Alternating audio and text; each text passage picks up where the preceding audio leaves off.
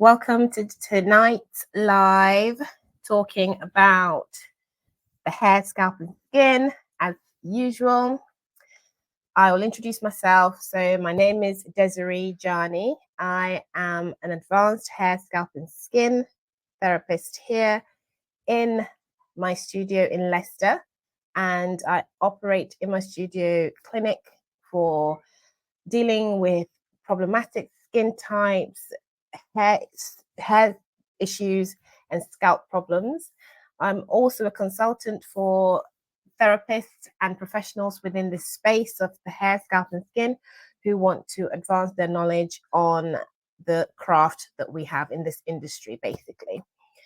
And I also help people who perhaps cannot come to see me but want to engage in trying to learn a bit more about the hair, scalp, and skin from a distance.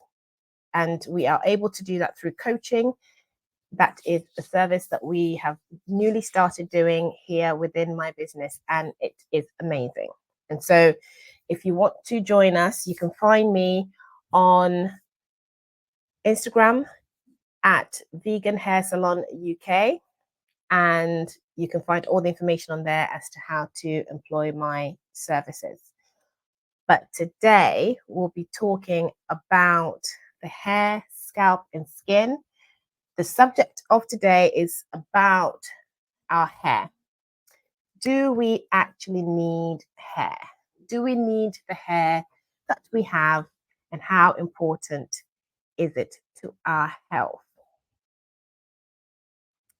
I'm just going to make sure that everyone can hear me and see me before I continue.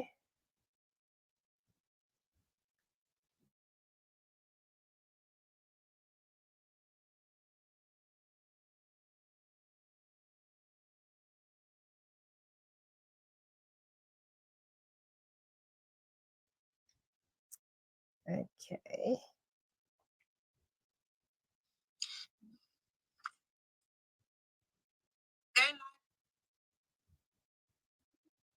Again today. Okay. Let's just make sure that that is turned down.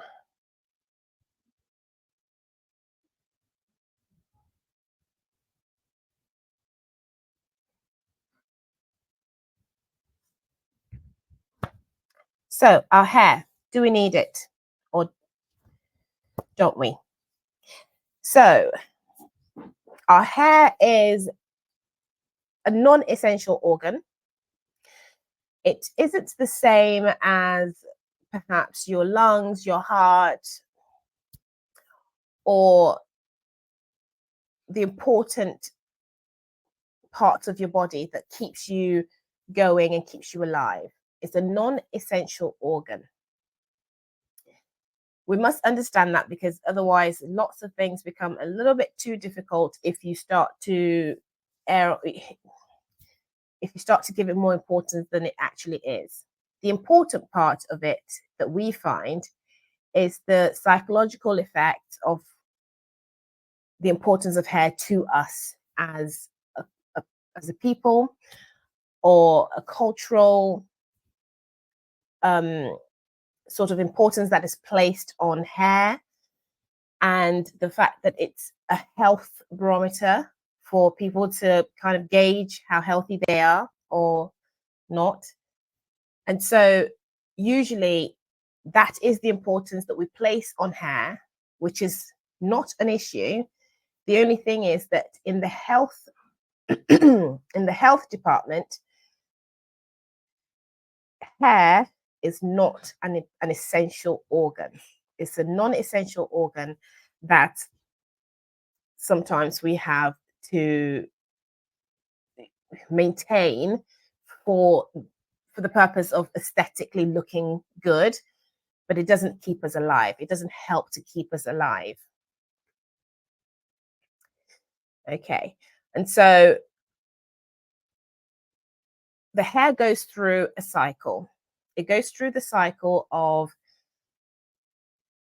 active growth, resting, and shedding. And then there's another stage where it just waits to transition over to active growth again, right? So we have the anagen stage, the catagen stage, and the telogen stage.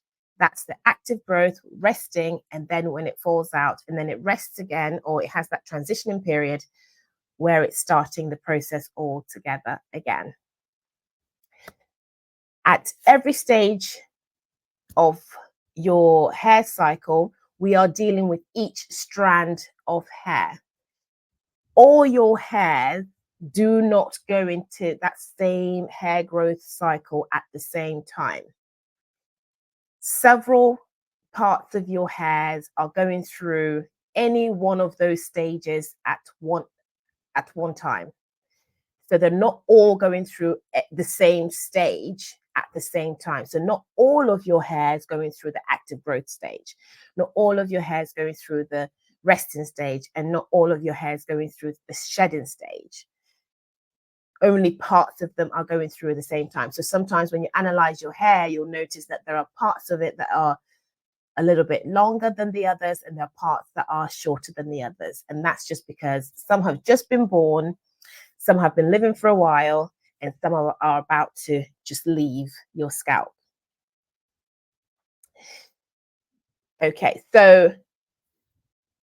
when we have patients who are particularly concerned about losing hair, some of the behaviors include not brushing the hair. So not doing things because they feel that they will lose more hair. And one of the things is that they don't brush the hair. They think that when they brush the hair and they see strands of hair coming out of their hair, it's an indicator that they're losing hair, and they feel that they can avoid losing that hair by not brushing their hair. But as I've explained earlier, hair goes through its life cycle, a little bit like humans do. We are born, we live, and we die. The hair is exactly the same. It is born, it lives, and it dies, and it waits, and then others come back through the hair follicle. So avoiding to brush your hair or to comb your hair has a detrimental effect in just mechanically managing your hair. So the day-to-day management of your hair relies on you caring for the hair. That means cleansing the hair, that means conditioning the hair, that means brushing the hair. It means just really just dealing with the hair, but in a gentle manner. So you're making sure that you're dealing with your hair in a gentle manner, not with high tension or with, aggression, for example. Okay. So long as you're being gentle and you're handling your hair with care, there's no reason why you mustn't do what the hair needs, which is cleansing, conditioning, and caring for the hair, including combing the hair. Now, we expect to lose on average about 100 strands of hair a day. So everyone must expect to lose about 100 strands of hair a day on average. It could be more, it could be less.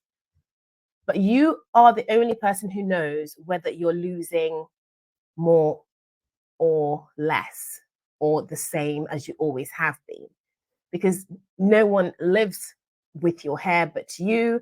And so you're the one that can tell whether you are losing more hair or that your hair loss is exactly where it should be. And so the first things that we notice with clients who complain of hair loss is that they just say, I just feel like there are more hairs coming out of my hair when I brush my hair. That will be an indicator of a hair loss condition. So 100 strands of hair must come out of your hair or your scalp every day. If that is not happening, cumulatively, you'll end up with a lot of strands of hairs that is on your hair that should be coming out, that is not coming out. It has not come out, it has not been combed out, and has not left your hair. And so if you haven't brushed your hair for 3 days, expect that when you brush your hair, there will be more hair coming out of your hair or the hair brushing activity than normal. Okay, so you add the days on. And so if someone has had a protective style for for say 2 weeks, 2 months, or what have you, when they take their hair extensions out or they undo the hair, the protective style, they notice that there is a lot more hair fall in their brushes. And so they start to think they've lost more hair, whereby they actually haven't. It's just that cumulatively there is more hair in that brush because you haven't been brushing your hair and your hair has been held in that protective style for a long time. Or as in the case of locked hair. So when people have had their hair locked, that is essentially what is happening. All of the telogen hairs that have been lost that should come out or ordinarily would be combed out and perhaps thrown away. In this case, that hair hasn't been thrown away, but it's locked in the hair, and it creates a really nice opportunity for you to fuse the hair together to create the lock effect. Which leads me nicely on to the next point, which is that if you're not brushing your hair to remove your telogen hairs, yeah, so those hairs that have gone through the cycle and have come towards the end of the cycle, those 100 hairs that you should be losing every day, if you don't brush your hair and those 100 hairs are in your hair, yeah, as a bulk, and then you're adding days onto it, you're ending up with many hundred hairs, many hundreds of hairs in the bulk of your hair that hasn't been brushed away and henceforth are living there and causing fusion, causing tangling, the same as you would do with locking the hair. Okay, so when patients come in with some hair loss issues, sometimes some of the hair loss concerns are just that the hair itself has just wrapped itself on another strand of hair that should have gone away, that should have been brushed off and thrown and disposed of. But that has not happened. So it's still living in that bulk hair and wrapping itself around the hairs that are still attached to the follicle and causing tangles. And that over time starts to cause an issue for patients who come in with hair shaft disorders and so on and so forth. So avoiding to brush your hair is not necessarily the right thing to do. The right thing for you to do is to make sure that you're brushing your hair at least once a day, just to get those hairs out so that they don't stay in your hair and cause further issues. And sometimes when we just advise clients to do that simple activity can alleviate a lot of issues. So brushing your hair every day will not cause you to lose more hair. Only the hairs that have come to their terminal stage will come out of your hair. No other hairs will come. I mean, unless you're holding onto your hair and pulling it out vigorously with aggression, that is another story for another day. But today, we're talking about the hairs that you gently brush out of your hair. Okay. I hope that you understand that, and I hope everything is okay and people can hear me without any issues. And sometimes we have clients who come in to see us who say, my hair's not growing. I don't understand. I feel that my hair's not growing. Not that they're losing hair, but they feel that their hair is not growing.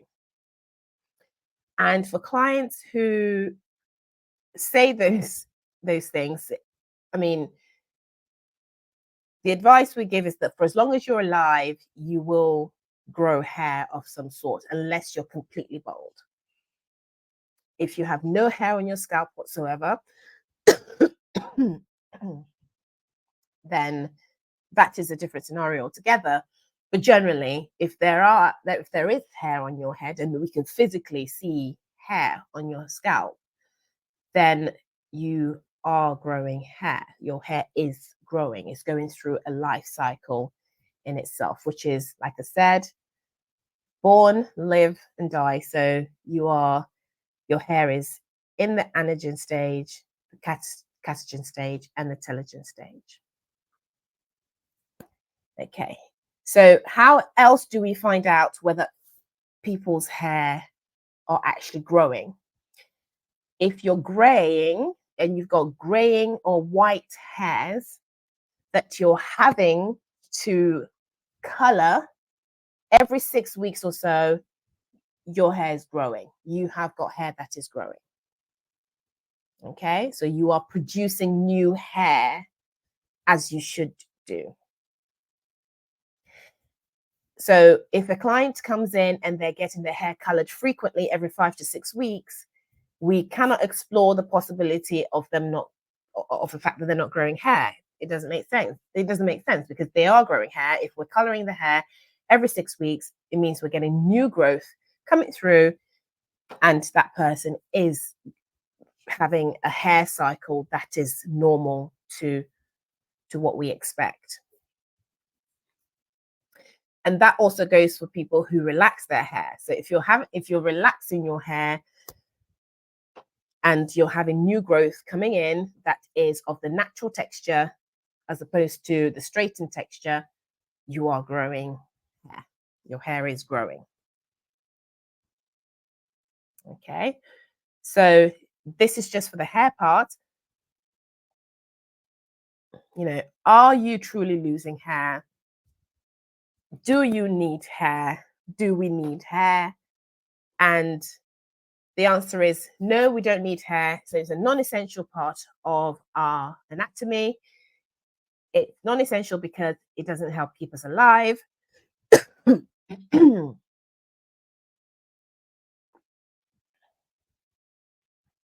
And we don't lose hair just by brushing our hair daily. We only lose what we were going to lose in the first place. You were going to lose that hair anyway. Whether you brush it or you don't brush it, that hair was going to leave your scalp at some point. So, and then the whole scenario of I'm not making hair or I'm not producing hair or my hair's not growing, that is not also true so long as we are coloring your white hairs or your gray hairs or you're having relaxers and we are having to redo the roots at some point, however long you have been prescribed to have your hair relaxed for, then you are growing hair, you are producing hair, you are actively producing hair. There is an active stage, resting stage, and transitioning stage of your hair growth cycle. There's an active hair growth cycle happening there. Okay, so I'm going to quickly move on to the skin and how to avoid losing moisture in the skin. Okay, so I want to talk about transepidermal water loss. That is when you're losing water in the skin faster than you should. So ordinarily we expect that we should lose some water. Some water should evaporate from our skin, from our bodies, either through diffusion or evaporation. Something is happening where we're losing water from our skin. It is normal. It's not the same. It is not the same as sweating. This is losing water from the skin. That is normal. It's called transepidermal water loss. The issue is that when we're losing far too much than we should do, then we are starting to face some issues. How do we tell when we are losing far too much transepidermal water loss? So I've discussed before about the epidermis. The epidermis is this outermost layer of the skin. Okay. And there are layers of it, but the outermost layer of the skin, I beg your pardon, the outermost layer of the skin is the stratum corneum. The epidermis has several layers there. So bear with me and I will show you on my skin anatomy.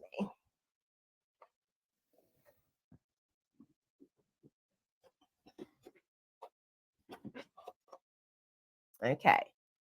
So, trusted old friend, all these layers are the layers of the epidermis. That is the dermis. This thick area is the dermis. This is where we have all the sensory nerve endings. We have blood vessels and we have so much happening here. We have some fats. We have the erectile pillar muscle. We have the hair bulb right in there, snuggled up in there. But what I'm talking about the epidermal water loss or the transepidermal water loss happens here, which is the stratum corneum, where we lose a lot of water, more than we should, out of the skin on the outermost layer of the skin, which is the stratum corneum, which is this part that we see here of the skin. So we should be losing some water. It is fine. We lose fluids in our bodies through, releasing toxins, making sure that the lymphatic drainage is happening, and so on and so forth.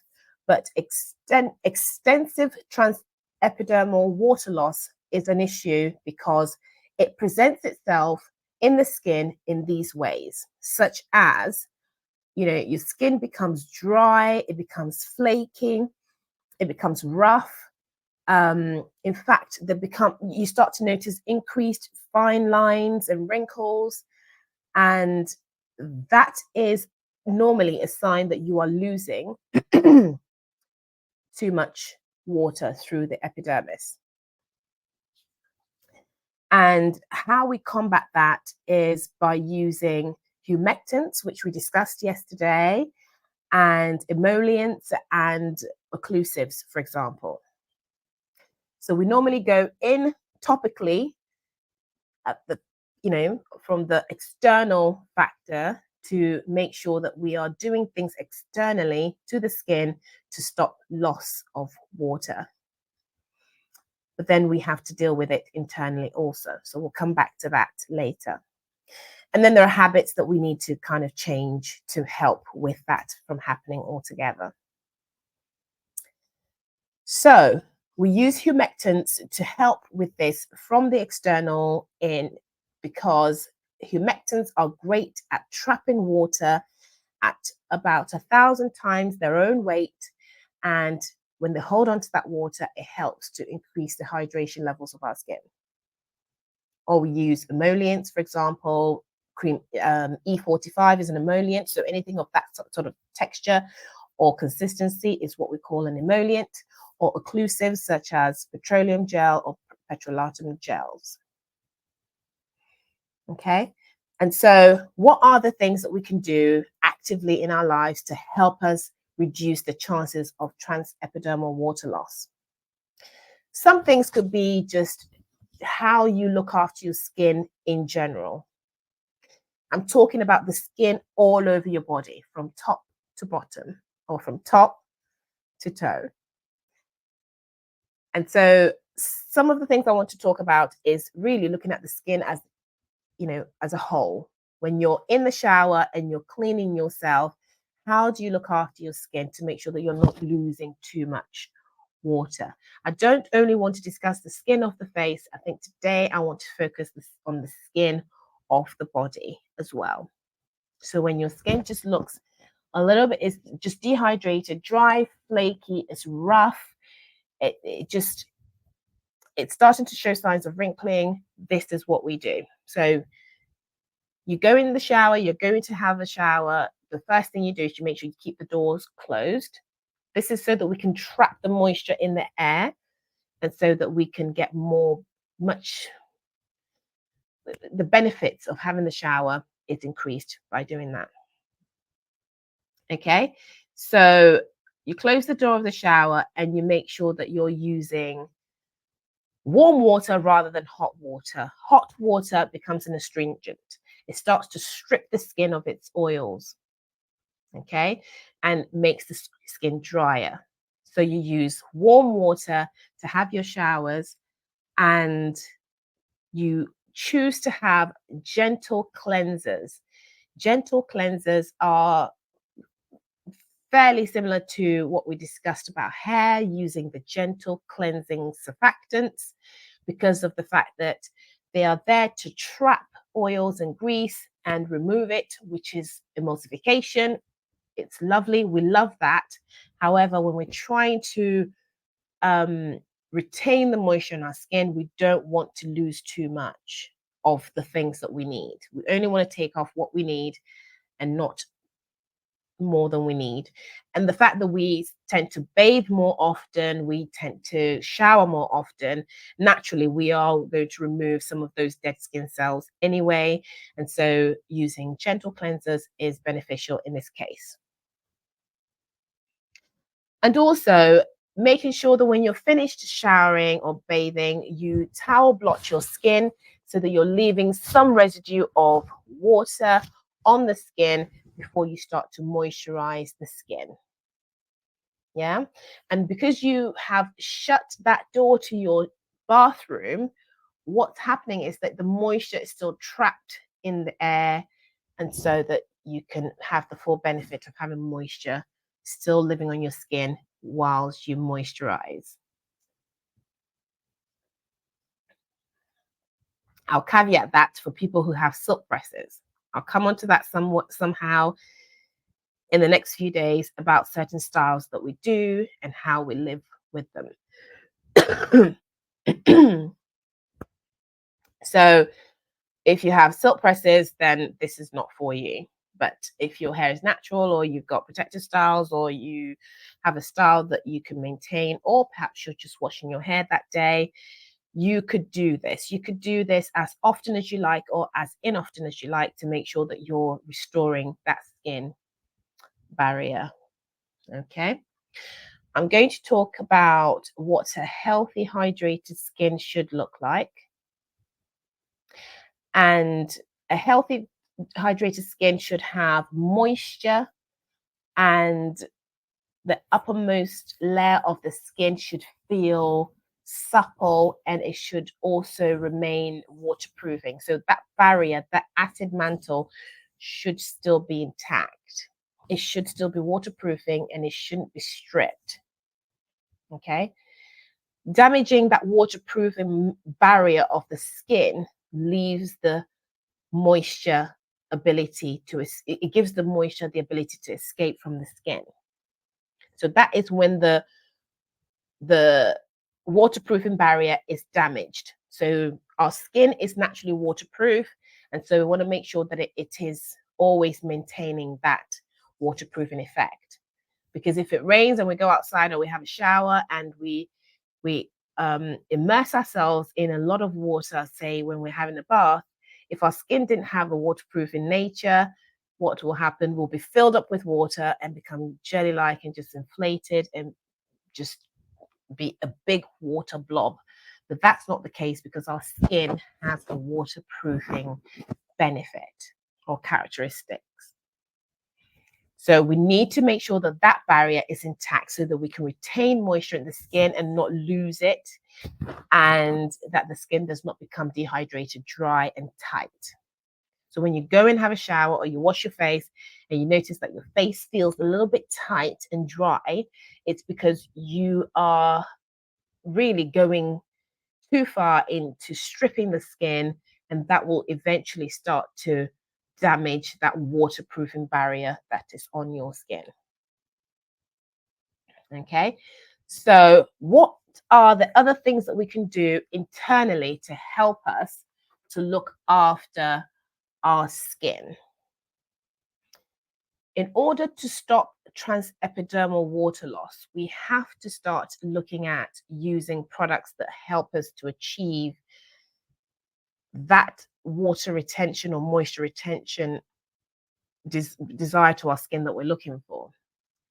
Some of the things that we do in my clinic is to prescribe my patients with the Skin Omegas, which is the Advanced Nutrition Program Skin Omegas. I'm going to caveat this and say that I am not a doctor. I also am not sponsored to speak about these products that I talk about.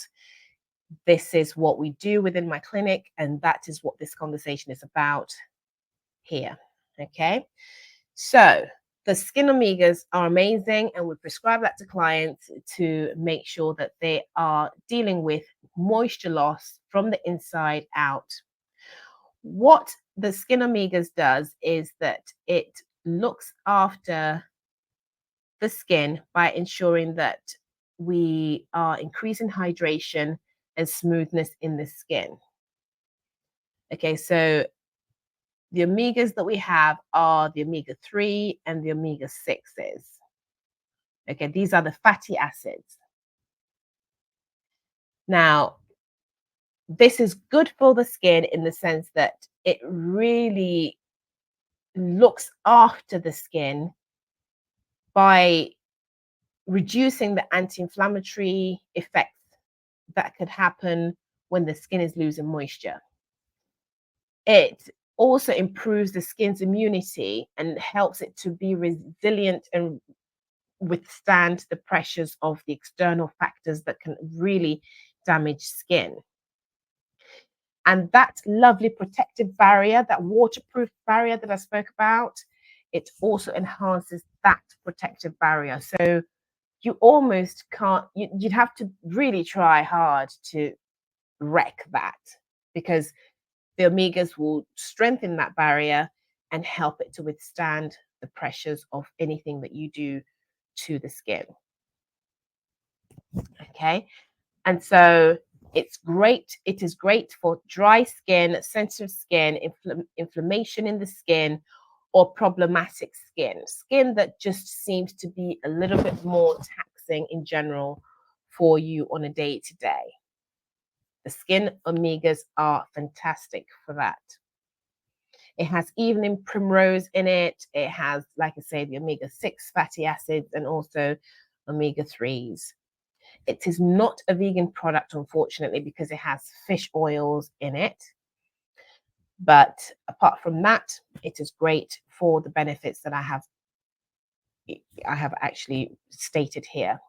Okay, so the evening primrose benefits are just fantastic, where it's actually where it derives from, and it derives from the seed of the yellow evening primrose wildflower, and it has got linoleic acids in there also. It has the essential fatty acids, as I've mentioned before, which is fantastic for playing the role in the integrity and the barrier of the skin, as I've also mentioned already.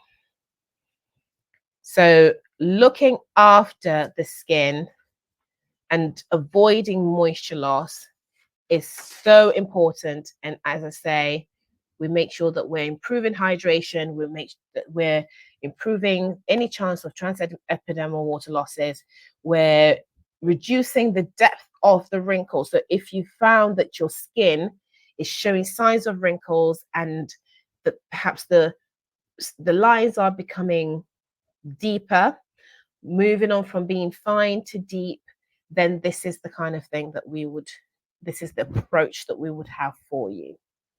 And it also improves the smoothness of the skin overall. So it's absolutely fantastic. And I just want to recap, unless I have anything more to add. So I'm really struggling with hay fever, and it's a miracle that I keep making these videos. And so if you're enjoying it and you're with me, it will be nice if you say hi just by putting an emoji and let me know if this is of value to you at all, because this hay fever is pretty hard on me. So just to recap, when you're losing moisture or you notice that your skin is looking dehydrated, dry, flaky, rough, and that your skin is starting to show signs of wrinkling, and also that those lines are becoming deepened, you are losing what we call excessive loss in the epidermis of your skin. That's what we call transepidermal water loss. So we want to make sure that we avoid things that cause us to be dehydrated, all in all. Intrinsic things that we do would be, or internal things that we do rather, would be make sure we're drinking a lot of water, making sure that we're avoiding the dehydration of alcohol and caffeine, because surprise, surprise, they all act the same. Caffeine and alcohol behave very, very similar in what it does to the skin. It has all the dehydration effects, almost comparable. So we're making sure that we are hydrating and we're avoiding things that dehydrate the skin. We are looking after ourselves from the inside out. The things that we will do would be to make sure that we're taking things like the omegas, the skin omegas from Advanced Nutrition Program, which is fantastic. It has got high levels of the ingredients in there. This is a prescription that we do and we follow through with our clients. For example, it's got the omega 6 and 9s. It's just brilliant in what it does for the skin. And so that is what we do in terms of looking at you from the inside out, or looking after you from the inside out. And then we have other complementary things that we do based on the consultation that we do. You would have to have a full consultation, of course, to make sure that you are going to benefit from this treatment or this treatment plan. Then we look at things that you practically can do at home when you're having your shower or you're cleansing your skin and you're having a bath. By closing the door, making sure that you don't lose any of the moisture from the environment, the moisture droplets that are in the air, you're still taking full advantage of it. Once you've showered, you make sure that you're using cleansers that are gentle. You are using warm water rather than very, very hot water. I love a hot shower, so I speak to myself when I talk about this. I love a very, very hot shower. But to stop the action of losing transepidermal water, we should try and use warm water. Okay, and then when you're done and you're using your cleansers that are really nice and gentle, you make sure that you blot the water off your skin, and then you moisturize as quickly as you can, making sure that the air is still filled with that beautiful moisture that is still elevated, and you finish your treatment like that. So you'll be using things like emollients or hydrators, humectants, and occlusives, for example, depending on the level of moisture loss that we have. Okay, and then one of the things I wanted to talk about is also the importance of hyaluronic acid and things like that. So they are of the humectants that I speak about and what they do, how important they are. I said that they hold up to 1,000% of its 1,000 times of its weight in water. It reduces wrinkles and boosts that elasticity in the skin. It plumps the skin. It aids healing, wound healing, which is just amazing. When there is transepidermal water loss, sometimes what happens is wounds don't heal as well because skin is just so dry. And hyaluronic is just amazing for that because it also stops the reduction of scar formation. Okay, hyaluronic acid is great for the fact that it lubricates the joints and it calms inflammation. and also looks after your heart and your eyes. So it's all fantastic stuff.